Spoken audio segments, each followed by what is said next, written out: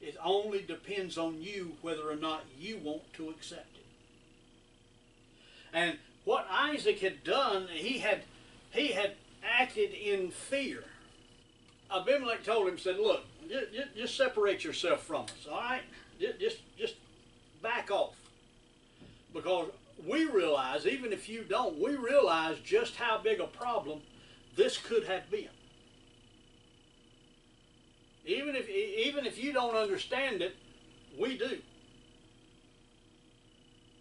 And Abimelech charged all his people in verse 11, saying, he that toucheth this man or his wife shall surely be put to death. Then as we look down at Genesis, the 26th chapter, begin with verse 12, Isaac was living in this area.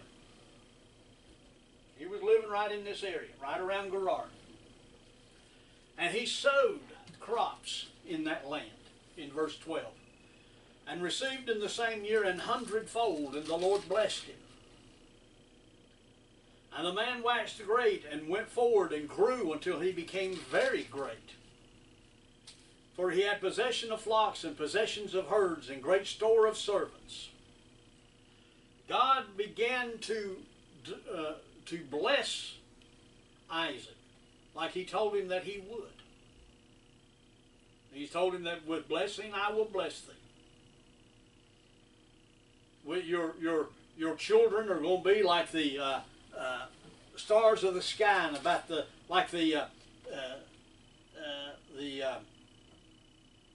in verse 11.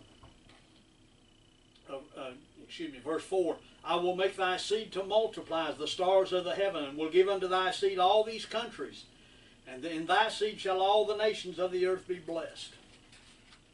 That's the same blessing that God gave Isaac that he had given his father Abraham. So now we see God pouring out his blessings on him. Isaac sowed in the land. The crops that he sowed, he was receiving 100-fold. If he sowed 100 bushels of wheat, he got back 100 bushels for every bushel he sowed. Which would have been what, about 10,000 bushels for the 100 that he sowed? So he was being blessed. Even during the famine, he was being blessed. But then the problem that happened is found in the last part of verse 14.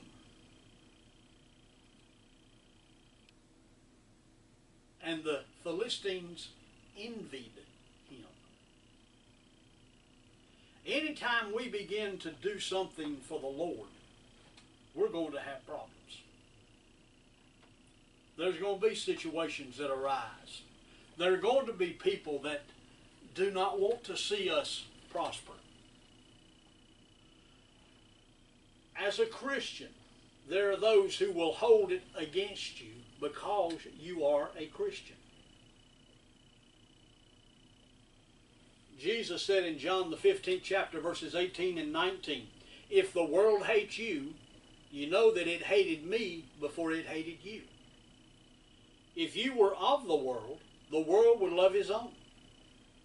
But because ye are not of the world, but I have chosen you out of the world, therefore the world hateth you. We're not going to be accepted by the world because we are not of the world. The world doesn't want to hear our message that there is one who has the right of absolute right and wrong, who has made a decision of what is right and what is wrong without our input. The world doesn't want to know that there is one that we will stand before in judgment. The world doesn't want to know that. The world wants to think of itself as its own God. I can do what I want. I can make my own decisions. I can live my life my own way, and nobody has the right to tell me different. You can feel that way till you stand before God. Then you'll find out different. You see, they began to envy him. The problem came because there were people who became envious of what Isaac had. They were envious of, why did Isaac have it? They became envious because they want to know, why don't I have it? And the reason Isaac had it was because God gave it to him. Isaac worked for it, so God gave it to him. God promised it to him, so God gave it to him. It was God who made the judgment. It was God who did the blessing. It was God who gave the increase. But these people, these Philistines, looked at Isaac and wanted to know, why you and not me? The difference between the Philistines and Isaac was God. Then in verses 17 through 25, it got to the point. Well, actually, going back to verse 15 and 16, Abimelech said unto Isaac, go from us, for thou art much mightier than we. That envy came to the point that was, okay, well, your fields are doing so good. You got the crop in. Why don't you get out of town and let us have the fields now? Move on out. You're better. You've gotten greater than us. You better leave before we have problems.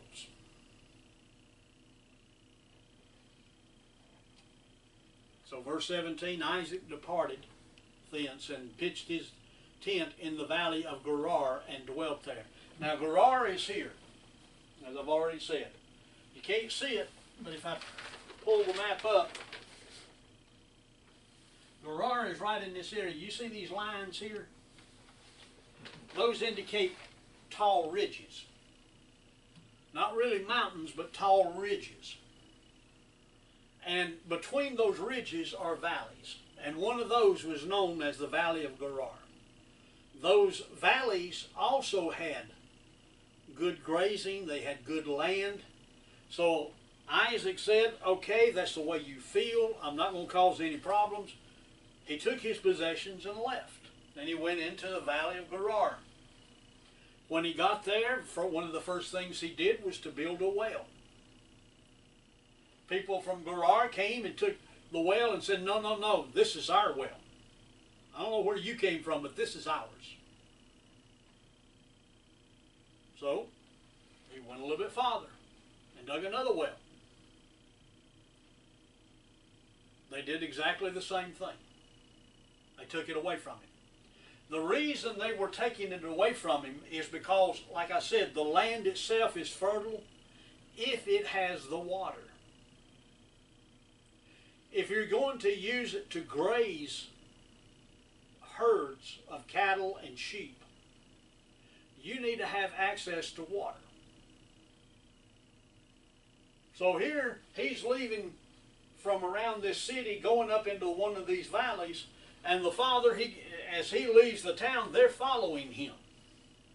And they're taking over the grazing places that he had gotten. They're taking over the wells that he had done. Why couldn't they dig their own wells? Why? They could have. Did they? Yeah, they could have. They still But why went ahead, should though, they? didn't They felt like, why should I go through the effort? He's on our property digging a well. We'll let him finish, then we'll go get it back. Right? It was all part of their envy. Let him prosper. If his God's going to prosper him, let him prosper him. Then we'll come in and get it. Or as like some people say, we'll get the gravy. Let him do the hard work and we'll go get the gravy. Now, all of the wells up in through here and down in through here that Abraham had dug, these same Philistines that lived all in this area, they had filled them up. They put dirt in them and filled them up. Part of the reasoning for that is these cities were separated from each other, but it was a route where foreign armies would come through. And if you've got no wells, then you've got no water. And if an army comes against your town, they got nothing to drink. They can't stay there too long.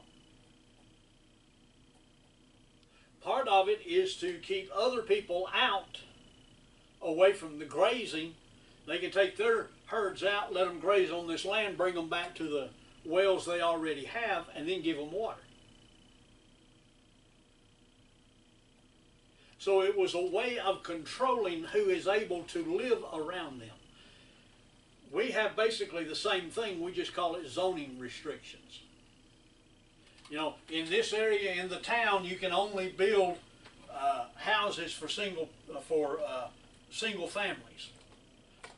But over in this section, you can build houses for single families, but you can also build apartment buildings, which is buildings for multi-families. Oh, and this area down here is only going to be for business.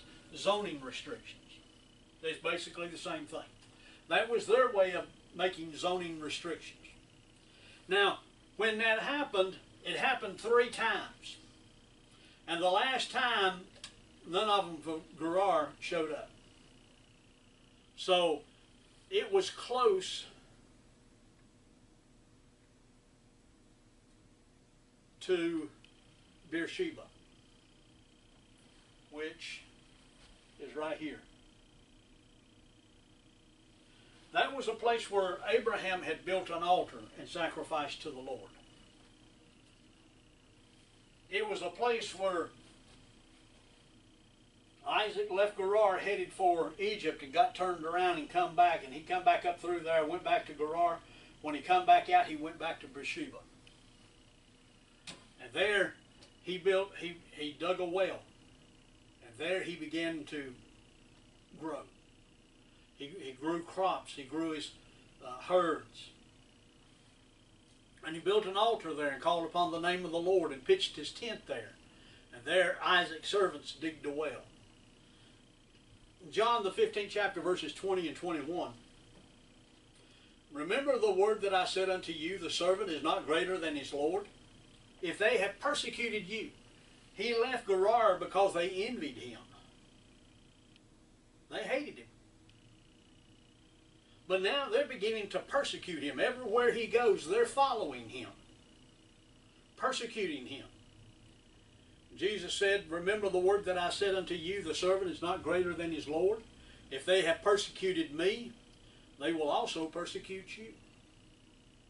If they have kept my saying, they will keep yours also. But all these things will they do unto you for my name's sake, because they know not him that sent me. Now, he's gotten all the way up here to Beersheba. He's dug a well.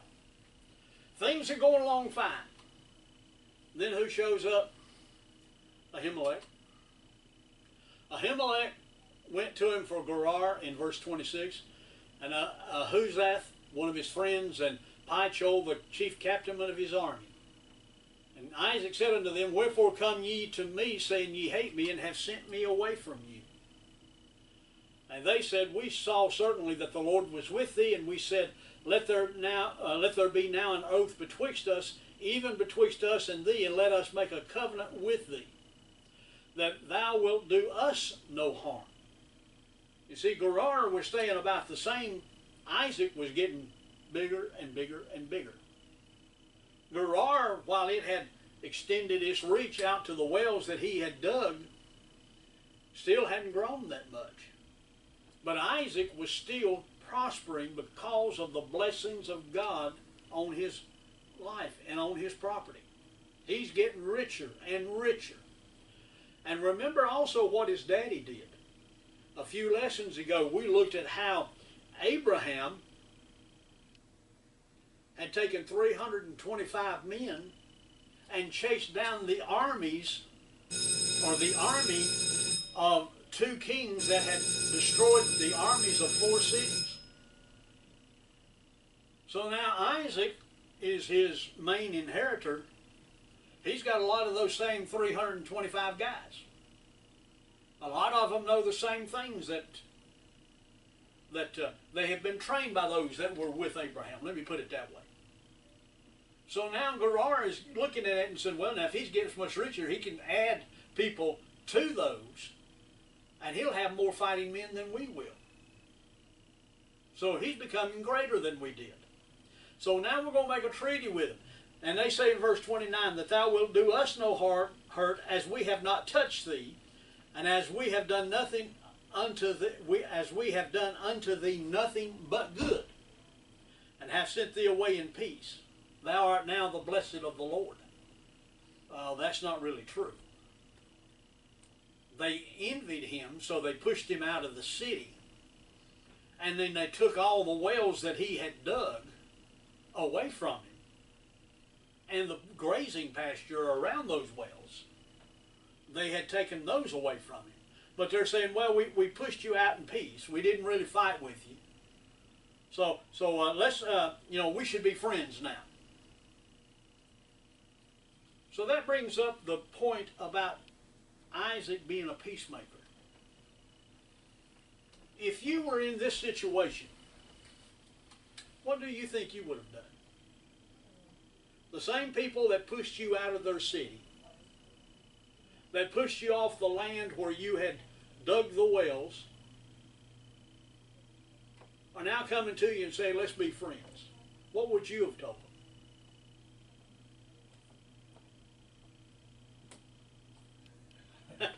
Hard question to answer. That's a hard question to answer, isn't it? Trust in the Lord, I guess. Yeah, well, we want to trust in the Lord, but the flesh wants to rear up and say, who are you? You know? But Isaac agrees to the peace. What he did is he had an attitude more like the attitude of Christ. He was willing to let bygones be bygones. He didn't bring it up. He simply offered to make them a feast, and they did eat and drink in verse 30. Isaac agrees to the peace.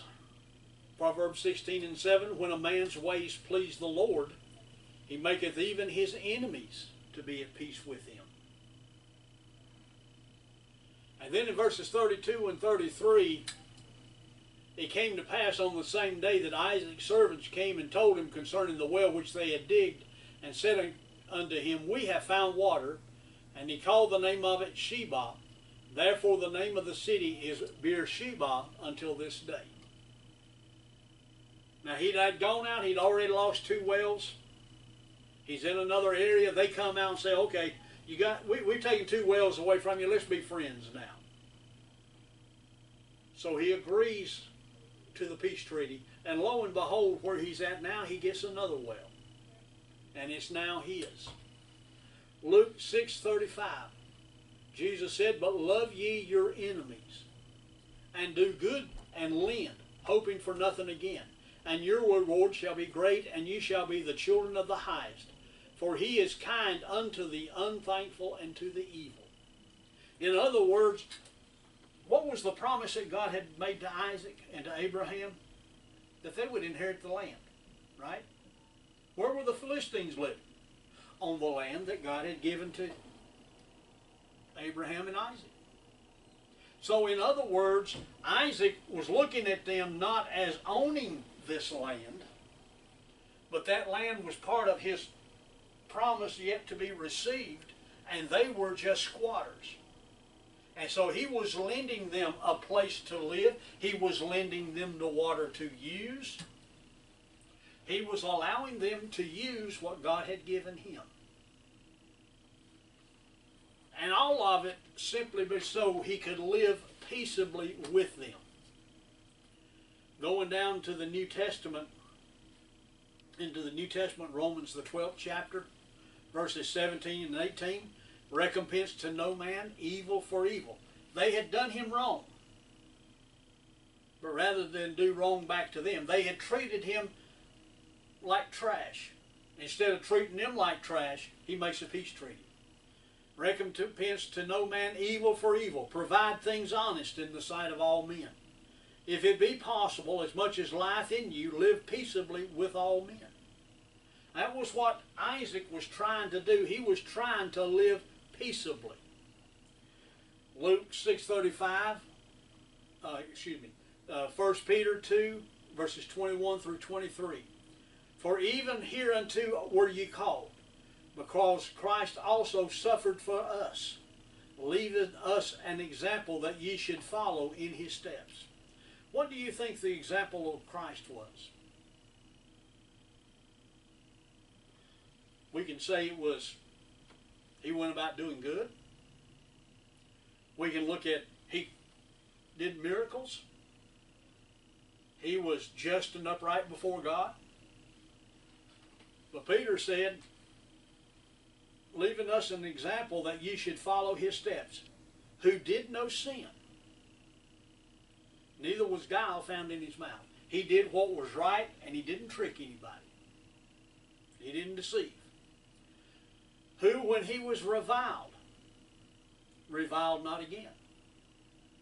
When people condemned him and talked down about him, he didn't do the same thing back to them. When he suffered, he threatened not, but committed himself to him that judgeth righteously.